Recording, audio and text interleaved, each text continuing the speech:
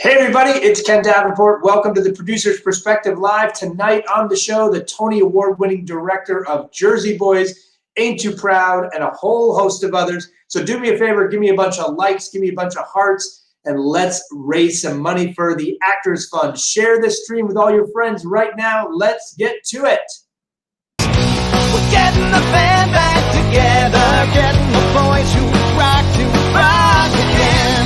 We're getting the band back together, rocking the bits of a place that remembers when some punks from the suburbs lit the sky with too much reverb.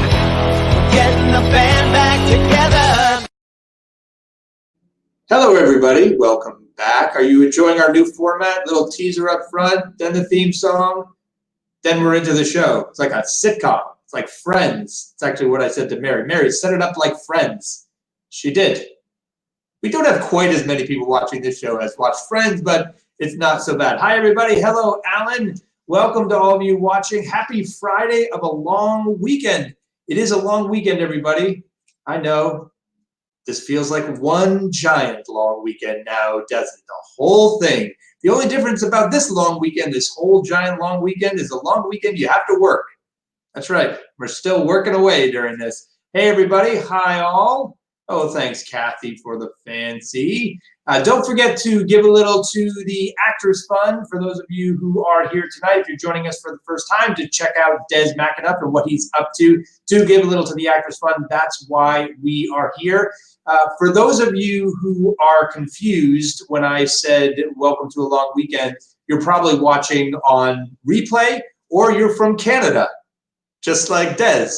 So if you're watching on replay, welcome to the show. We know thousands of you watch on the replays, and we're glad you're tuning in. Don't forget, you can donate too. Just because you're watching on a repeat doesn't mean you can't throw a few bucks in there. Look at all the people that have donated to this thing. It's amazing. Thank you, all of you, for doing just that. And speaking of replays, boy, did we have one heck of a show last night. Last night, we reunited my cast and company of Daddy Longlegs in 2015. Look at that. What? I mean, somebody said something funny. I look like Guy Smiley there for a second. It was probably John Caird. He's so British. Everything he says is just funny. Anyway, we had a fantastic time with everybody, and a whole host of people tuned in. That video is racking up some serious views right now. If you're a fan of Daddy Longlegs, go watch it. If you're not a fan of Daddy Longlegs, what is wrong with you? Go to Broadway HD and watch Daddy Longlegs, and you will quickly become a fan. After that, you can check out last night's episode right there. Mary's going to throw it in the comments like she always does. She's very good at this. Some news over the Broadway airwaves over the last couple days. Just a couple quick stories. Did you hear that Smash is becoming a Broadway musical now? Now, it's not Bombshell. That was the musical within Smash. That was rumored to become a Broadway musical a couple of years ago. Now Smash, a musical about making a musical, they're coming to Broadway. They did a concert version of Bombshell virtually, of course, a few days ago, and it has been announced that this is. Did you see Smash? Did people watch Smash? If you watch Smash, let me know. Give Smash some love. I actually loved it, and I thought it was very realistic. People throw drinks in my face all the time. All the time. That was the scene where the producer got a drink drunk. I might be drunk. It is Friday of a long weekend. So what else is news? Oh, we have a fun guest coming up next week. You remember we posted about the Shaws, the Something to Make You Smile daddy-daughter duo. Say that 3 times fast. From Utah, that have racked up like 25 million views of all their songs. They sing together. It's the sweetest thing I've ever seen. The Shaws are coming on the show next week. The Shaws are going to be here. They're going to tell us why they were inspired to start singing together and put that stuff out on YouTube. They're making a lot of people happy. They're going to join us. I think it's June 1st. June 1st, is that right? No, Mary's saying that is absolutely wrong, Ken. You're an idiot. When is it? She'll say in the comments. In the meantime, we do have a lot of Smash lovers here. May 27th, says Mary, is when the Shaws will. Oh, that's coming up right after the long weekend. Okay, everybody, that's about enough of that nonsense. Get your questions ready. If you have questions, are we ready to debut the new question format? We are, nods Mary. So get this. If you have questions, type question like Drew Rieger, one of our best guests. Well, could be a guest. One of our best viewers. He posts question, ask your question. Mary is going to call on you, just like second grade. She's going to call on you, and you're going to get inputted into our stream and be able to ask your question live to Des. You're going to talk to Des directly yourself. I'm just going to sit and listen. It's going to be great. It's going to be like you're at a live conference, but you're not at a live conference. So get those questions ready. Start them now. Start them as we go. And if you're lucky, you could get called on by Mary. So are we ready? Are we ready? Did you give to the Actors Fund yet? That's why we're here. I'll wait. Okay, let's bring on today's guest, fantastic guy and a fantastic director, the Tony Award-winning director, Jersey Boys, Ain't You Proud, Mr. Des McAnuff. Hey. Hi, Des. How are you? Good. I'm well as can be expected. Are you indeed in Canada right now? I'm not in Canada. I left. First of all, I was born in Illinois, just to set the record straight. Pardon me. It's because I was Scotland. Of Canadian parents. Yeah, and I left. I'm not going to tell you how long ago, but I left Toronto. I grew up there, and I left when I was quite young. I was still 23 when I left, and so I've had a home in New York since then. And let me just put it this way: it's more than 40 years. I did go back to Canada to become artistic director of the Stratford Festival back in 2008. And I, still have family, and I do projects there from time to time, and I still think of it as my other home. But I'm very confused. I'm somewhat skitsy because I'm sort of half American and half Canadian, and they don't always agree. So I just love the first day we're talking about. You're like, I'm not Canadian, not Canadian. We're gonna have like headlines on Playbill.com tomorrow. Des McAnuff denies Canadian. No, I am Canadian. I'm one of those weird creatures. I'm a dual citizen, which means that I get to pay taxes in both countries. But I was born in Illinois. The story is actually my father was Irish. He was a Spitfire pilot and had made it through the war. And he actually, they moved to this little town called Princeton. My mother got pregnant with me, and he was killed in a car crash when she was 3 months pregnant with me. So she decided that she wanted me to, the only way I was going to be kind of close to him, because he was, gone, was to have the same doctor deliver me that tried to save him. So she came back to Princeton and saw to it that this doctor would bring me into the world. Yeah, so that's how I got to become a dual citizen.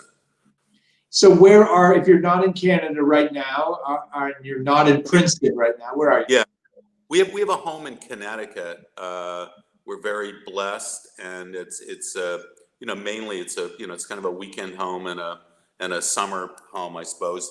We've never had the opportunity to spend this much time here, and anywhere near this much time. So it's been really, ironically, kind of glorious on that level. And it's a very beautiful place physically, and we have a border collie named George Burns. So it's been great to spend time with George. He thinks that the new norm for him is being the star of the family and getting attention 24/7. So he's going to get a rude awakening when we go back to the city. But I must say it's ironic because it's been a beautiful time, but it's also such a sad time, and so many people are suffering and struggling that it's important wherever you are and however you're doing to remember that there are going to be plenty of people that aren't doing nearly as well as you. So we definitely try to do that. And tell me where you were when the virus hit the fan, as I like to say, when you realized, oh, this is different and this is serious. What were you doing?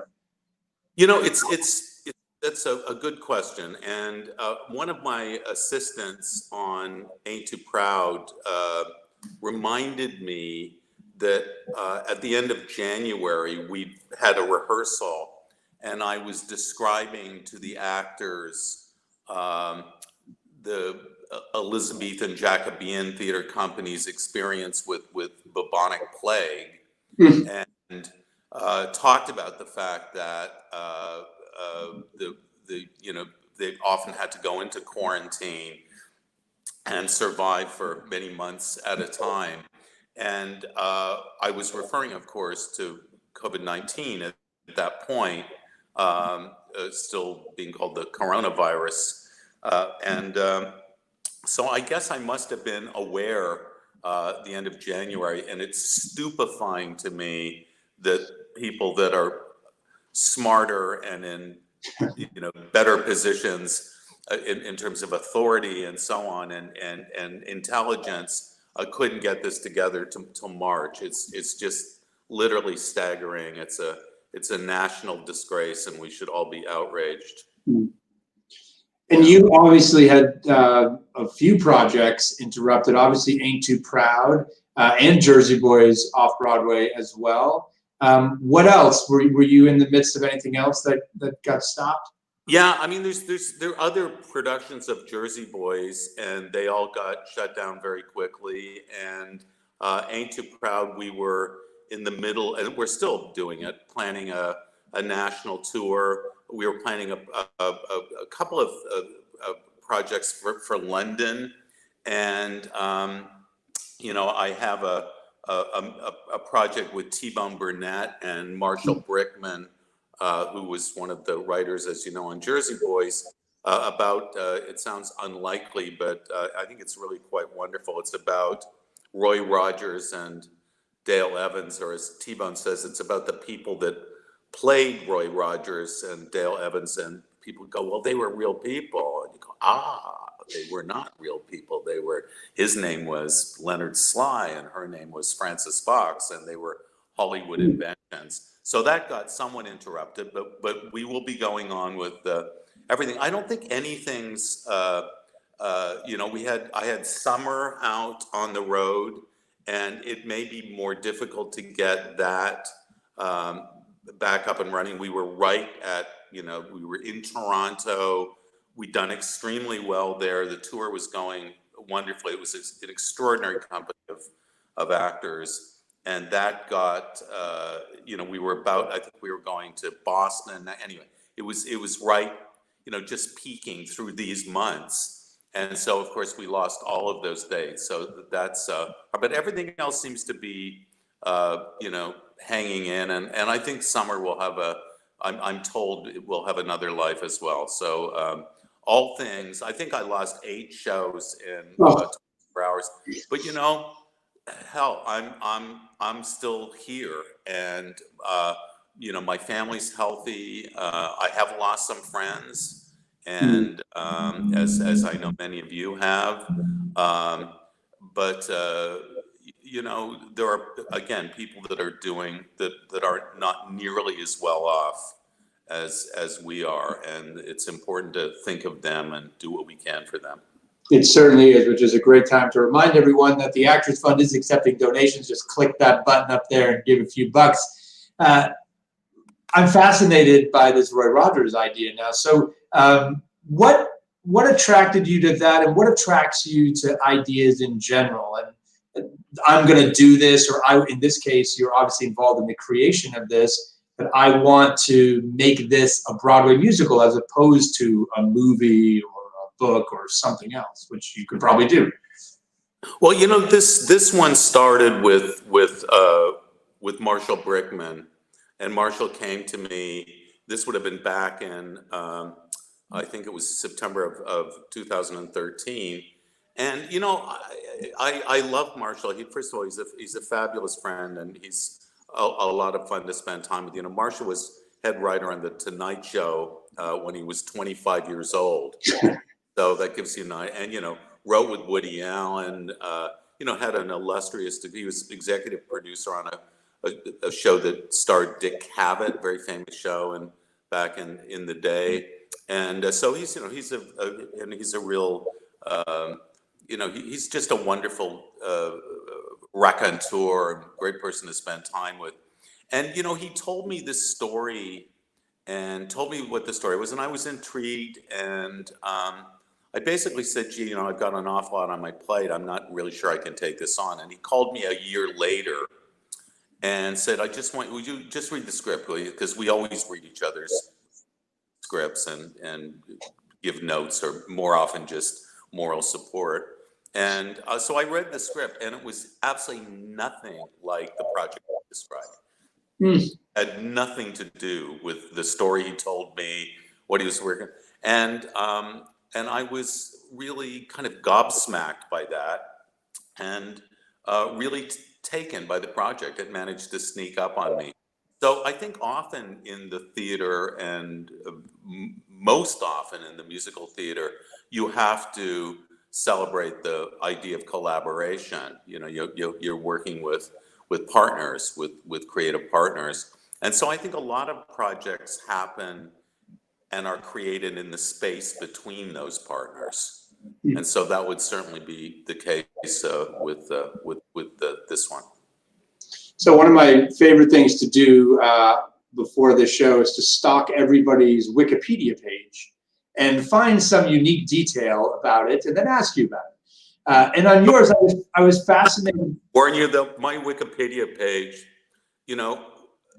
I had this happen with a rather well-known newspaper at one point, that they did an article about La Jolla and our triumphs. And I think one of the editors thought it was too much of a puff piece. So they looked up me and I guess the theater on Wikipedia and just took information right off Wikipedia, drew up a guy's article, and he was not pleased. And he's from California. And of course, all the information on Wikipedia was wrong, because they just look at your various credits, and I'm listed, I'm given credit in Wikipedia for shows that I haven't even seen. So that's my cautionary note as you go, fire away. That's exactly why we do it, because we like to get it. So this will be a good test. So it said that when you were a school kid in high school, that you wrote a musical with your friends, a rock music called Urbania. Is that correct? Yep, it is, yes. So, you started as a writer more than a director. Then how did the transition? Yeah, I actually started as a composer or a songwriter, and pretty much everybody that's around my age had to be in a play guitar, be in a band. It was mandatory. It was essentially you came out of the womb and somebody handed you a guitar pick, and so I started writing songs when I was very, very young, in my early teens, and in fact playing in some clubs in Toronto, and met some actually wonderful artists at that point. And then went from there. I messed around with hair, as everybody did. That was was fronted in a rock band. That it was just automatic. You had to audition for hair, and I didn't get into the final show. I think I made it to the final cut, and I just thought, well, I write songs. I can do this, and there's something to be said for that kind of, that sort of the exuberance and ignorance that comes from that, a time in your life where you're somewhat fearless.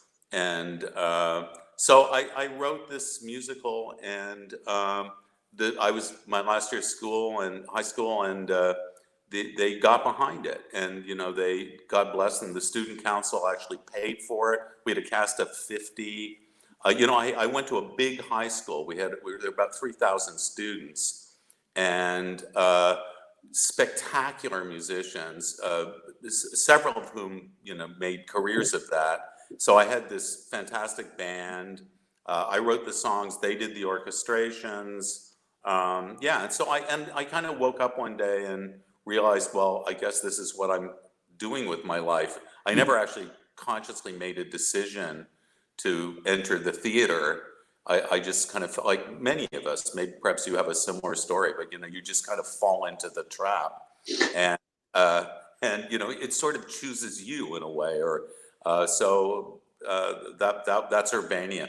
And just to tell you something personal, since we're on my father, I should say to my mother, opening night, it was a fairly big deal at the time. It was like our teacher at that point had gone around to several other high schools, and we did these preview, versions. So by the time we went up, there was, in fact, quite a bit of excitement, and people showed up, and there were even, you couldn't get tickets, so there was a bit of a hoopla. And my mother had never told me much about, Illinois and that part of my life, because we were now in the suburbs of Toronto. And opening night, she said, "I have something to tell you." And I said, "What's that, Mom?" And she said, "You were conceived in Urbana, Illinois." And I'd never heard of Urbana, Illinois. And so again, it's that strange thing, isn't it? There's something in the air. But I guess my father had been at some sort of conference, and one thing led to another, and so they ended up with me. Are there any recordings of this around? Is there any place we can hear this stuff? There is an album of Urbania, in fact, but you're never going to get your hands on it, and never going to play it. It was one of those things where these were really pretty serious musicians and singers, and kids that fronted in other bands, young women and young men, and everybody was pretty serious. And the way they made the album is a couple of guys came from the school board with like an old reel-to-reel, held a microphone up, and away we went. So everybody was but it was a great learning experience. The album cover looks fantastic. That looks very, very professional and evolved. But if you actually, I wouldn't dare listen to the album. So that's Urbania. All right, so there's the challenge, everybody. You heard Des. He said, "I'm never going to get my hands on it." So, hello, internet, worldwide, spread the word. I'll pay $1,000 for that album. Anyone has it, $1,000. Well, if you get the album and you come to me first, and I'll match whatever I love it. Whatever is offered for that album. We'll do a listening party. What I do have, though, is I have a few years ago when I was first in Stratford. Bravo, they did a little movie on my background as a Canadian and so on, and as part of that, I got to play one of the songs from that with my daughter, who at that point had just turned 18 and is a spectacular singer, Julia, and so that was a great thrill, and that is part of the documentary. Is the two of us. I play acoustic and guitar, and she sings. So that really was a great trip. That was really fantastic. She was about the same age I was when I did this show, and that meant a lot to me. I'm talking a lot about family. It's this pandemic. You start thinking about the things that are really important to you, don't you? Yeah. Listen, I've been around my daughter more than I ever have, actually, in the 2 years of her life. And that's one of the blessings of this time, and you certainly do. So speaking of how it's affecting us all in that way, so personally, how do you think it affects what we do in the theater? Do you think audiences, if we're talking more about family, we recognize things, we're going to want a certain type of show when this is over? Are we going to gravitate towards the theater because we're going to want to celebrate with people? Oh, wow, someone found it. Oh, you devil. All right, well, there you go. Well, just please don't play it. I will be so embarrassed. Instead, I'll play you a song myself from Urbania. But yeah, you've got a guitar, will you? To the singers, it was the quality of the recording itself. So go ahead. You were asking. So what is going to happen to the theater? One of the things that I've I've actually come to feel quite strongly about, heading up theaters on a couple of occasions in my life, La Jolla Playhouse and Stratford, and being involved with the Dodgers all those years, is that I never really like to predict the art of tomorrow. Marketing surveys always make me very nervous because I think they can only really tell you what people liked yesterday. If you say, what kind of art do you like? Somebody's going to talk about all of the art they've liked up until that moment. This is what I think often can kill an art form. I don't think it's been very good for the movies, as we can see. I don't think it's been terribly good for television, although television, thank God, has had this renaissance. But it's not because of the marketing surveys. It's quite the opposite. It was the mavericks who went against the grain and started to create, work for niche audiences. That's what led to the brilliance in television. But back in the day, when the early sitcoms were fantastic, and then I think marketing guys got in there and started asking people, what do you like? And so they like this one, they like Burns and Allen, so we'll do another one that's like Burns and Allen. And you have this, that's the pathway to mediocrity. I think that I want artists to show me what I should be watching. I want them to take me to new places. I want them to surprise me. And that's, so I wouldn't predict what's going to happen.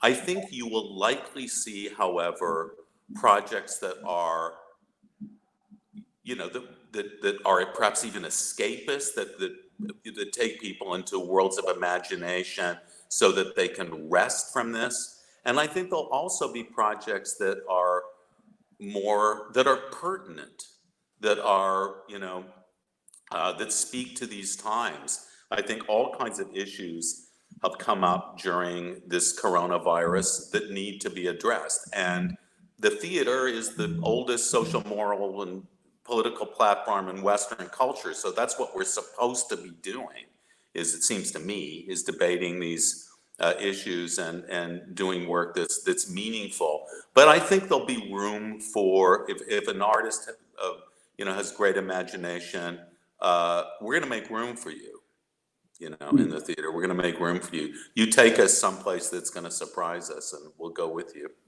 I love that. I love that. Especially all of those folks out there just graduating, nervous about what the theater holds for you. You just listen to that. We're going to make room for you. Des McAnuff said it. Okay, let's try to bring in someone from the audience and have a question. If anyone has a question for Des, Mary's going to call on you and bring you right in. I think it's going to take a moment. So we will I'll just ask another question. On a light too. Am I starting to look more and more creepy? I feel like I'm starting to look like I'm in a kind of a bad horror movie here. So I don't know if I actually. Yeah, let's just put it this way. If this were a scene in one of your shows, you would fire the lighting designer probably. Is that any better? That is. Oh, wait. Move a little bit to your. Outside. Yeah. Ooh, if I come around here. Well, now we can't see you. Now I need to move because there's nobody there. There I am. Well, I could put that big globe right behind my head. It's not very good, is it? So that's why we have directors of photography. That's exactly it right now. That's why they don't let directors light scenes. That's why I have Howell Binkley right there.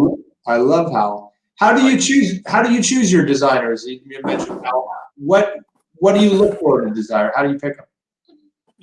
First of all, I like to see people's work. And so one of the reasons I bet I've met with 20, 25 designers in the couple months leading up to COVID, and meetings, chatting, sharing war stories, looking at work, asking about work that I've perhaps seen. So I go to the theater a lot. I try to see lots and lots of work. And I think in a designer, I look for somebody who's going to excite me, challenge me, and also that I look for people that are going to be, I think, sensitive to, you know, what I bring to a project, and hopefully they're going to have some enthusiasm for that, or it's probably going to be a pretty miserable ride for everybody involved. So, I've had the blessing of working with some extraordinary designers, and I think of myself on some level as a visual artist, so that's extremely important to me. Also, the fun thing, the reason I think, going back to your initial question, you know, when I still write, and I write quite a bit. I was in fact writing this very day. The thing, years ago, I had a playwright friend, an older friend, and he said to me, "You be careful of directing." And I said, why should I do that? Because I figured out at that point that directors could initiate projects, and that was, you know, comes in handy. And playwrights, you know, submissions, not so much. So he said, "You be careful of directing." I said, "Why? You know, why, Harvey? What's the danger?" And he said, "Directing is social, and it's addictive. Writing is solitary, and it's lonely. So if you have, you know, talent as a director, be careful, because you'll find that it takes up more and more of your time." And I think there's truth in that. I think it is a really social thing, you know. Musicals, I think Marshall says that, I've forgotten who this comes from, but musicals aren't, for example, written, they're talked into existence. And I'm sure you'll back me up on that. It's conversations, and that can be the fun of it. So when you work with designers, you want to make sure you're working with people that you really like and you want to spend time with, because you're going to spend a lot of time with them. I was just talking a few shows into existence today, which brings me to my next question. You're obviously, I'm sure, staying busy, you're writing, you're doing lots of stuff with all your projects. Any tips for all the other theater makers out there to how to stay creative, how to stay energized and positive during these, what can be very difficult times? That's a great question. Well, so first of all, advice is cheap, or in my case, free.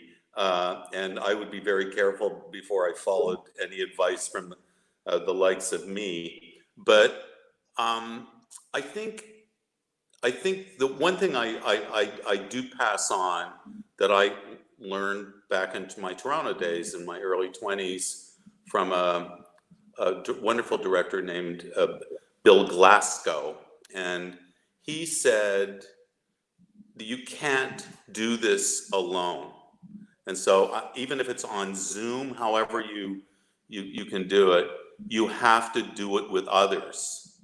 You know, now maybe there's the odd, very eccentric, you know, solo project that involves somebody. Even then you need audience, but most projects, it takes a group of us. If you're an actor, you want to find a director, and if you're a, you know, director, you want to find a designer, and so on, and you find a group. And so the one thing I would say, even in times like this, is find your people. You know, find the people that you can do this with, that you can create with. I think that's very important. Now, you can't do that 12 hours a day right now, unless you're psychotic. You could spend 12 hours on Zoom every day. So the other thing I would say is that I think being an artist is often about consumption and production.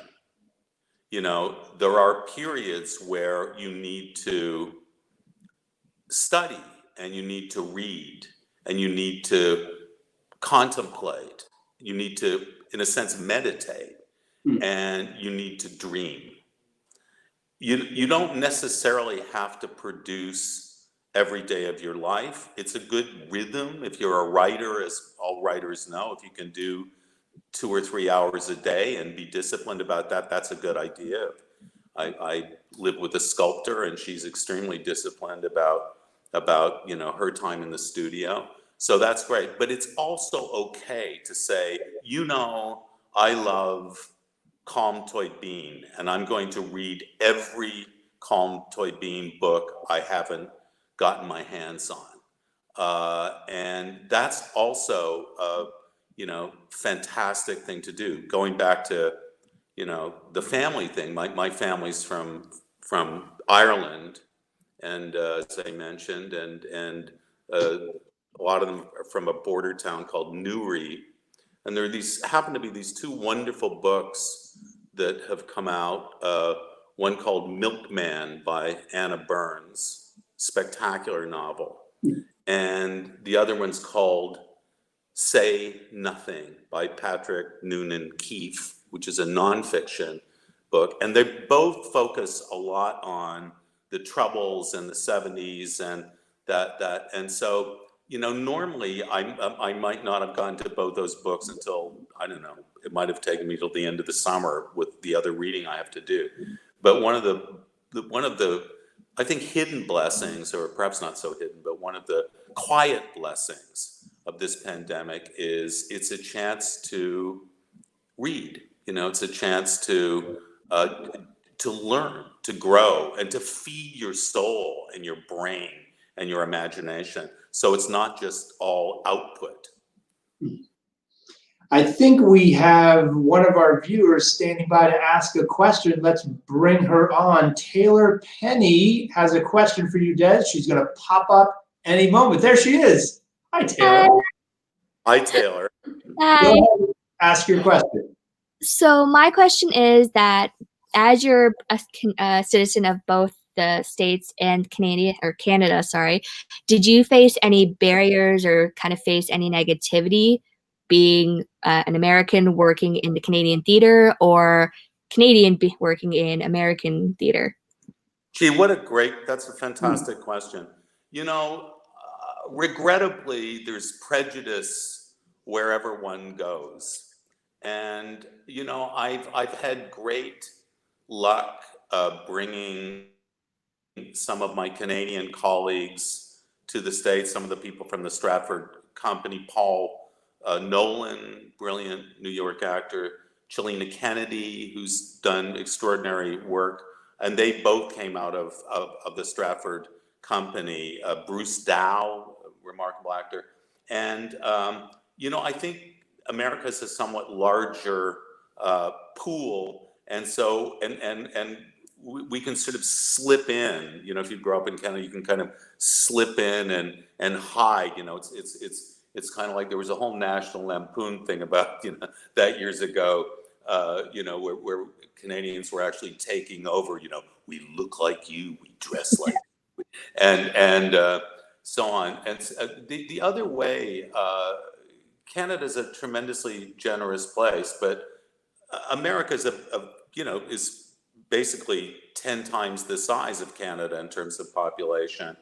And so I think Canadians understandably are perhaps a little bit wary. And we're in Canada is so bombarded by American culture that finding a cultural voice is extremely important. I will tell you, when I moved to New York, and I had very good luck right away in New York because of a wonderful Canadian named John Hirsch, who introduced me. In fact, that's how I met Michael David. I met Michael right after my 24th birthday, a producer I work with to this day, more than 40 years later.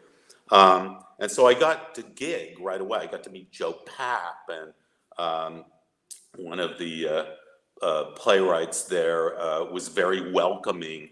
Ed Bullins, who was a wonderful writer who ran the new play department at that point, sort of young playwrights, and he was incredibly great to me. But the one thing I had to do is I had to change my accent.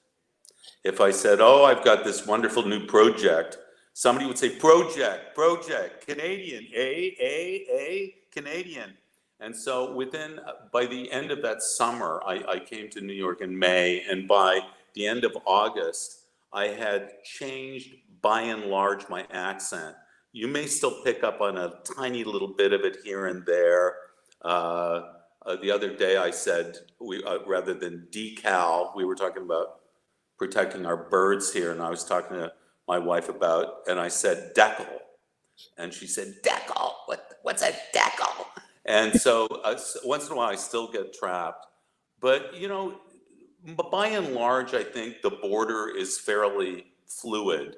I have a dear old friend, and I'm honored to have him as my friend, you know, Christopher Plummer, who's maybe the greatest Canadian actor of all time.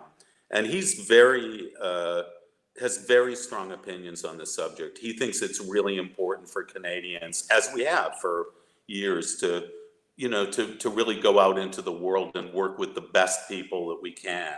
And of course, that's what he's done. He set an example. So I don't know if that answers your question, but it's a good one. Are you Canadian? I am, yeah. All right, and where are you from? I'm from Burlington. Okay, it's not. Yeah, my folks are all in Hamilton. It's Yeah. not going to slow you down. It's a great place to grow up. You know why? It's got a great education system. Mhm. So without even, you know, knowing you, I bet you're well educated. Thanks. Well, thanks for being our first viewer question to appear on the show, Taylor. Thanks for being here. Thank you.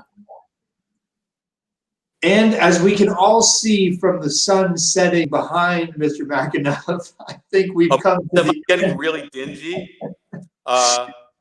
Yeah, let's see what we can do now. It's beautiful. Oh, ooh, look at that. Oh. Look at a gorgeous spring summer night there in Connecticut. You know, the designer Tom Ford has a whole description about how you're supposed to light yourself. It was in the New York Times, and foolishly I paid no attention. I thought, you know, Tom Ford's a little out of my league. So, all right, is that any better? It's fine. It's fine. I'm just gonna thank you, of course, for being here. I'm so glad. Thank you for doing this and inspiring folks like Taylor and all of us, and me too. Every time I talk to you, I learn something and want to get out there and just make something more myself. So thank you for being here and for sharing your experience with us. Oh, my great pleasure. My great pleasure. For a great cause.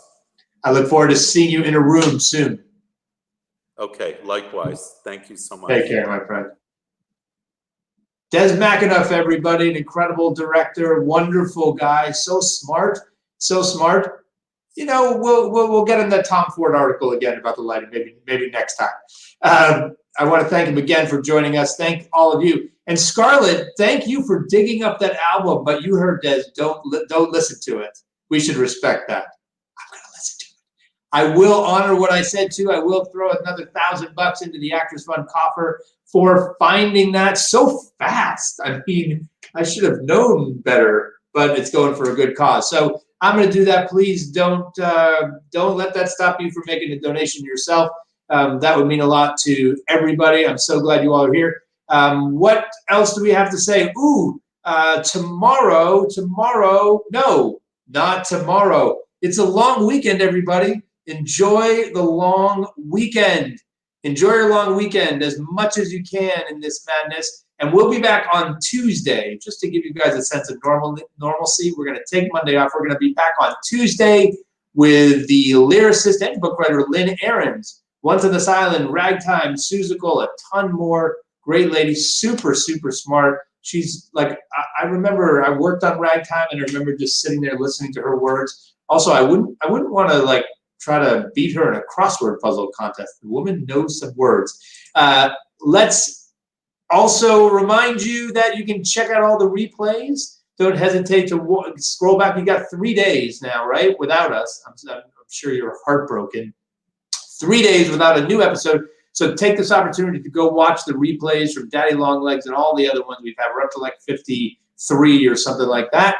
And lastly, we are going to go out like we always do with something to make you smile. So America has some, or actually the world, because this is like the third or fourth, some amazing families. Here is another family that has done a video called If Broadway Songs Were About Quarantine, and it's a medley. The Hofstetters, or I think that's their name, they've got like 412,000 views of this video already. They do Wicked, they do Hamilton, they do Annie, all parody songs, all chopped up and put into one. And they've got a whole bunch of other videos. You should check it out. I went down Hofstadter wormhole, YouTube hole, just a few moments before the episode started. So go let that put a smile on your face, and we will see you on Tuesday. Thanks again for being here. Thanks for everything you do for the Actors Fund. Stay safe, everybody. We'll see you on Tuesday. We're getting the band back together.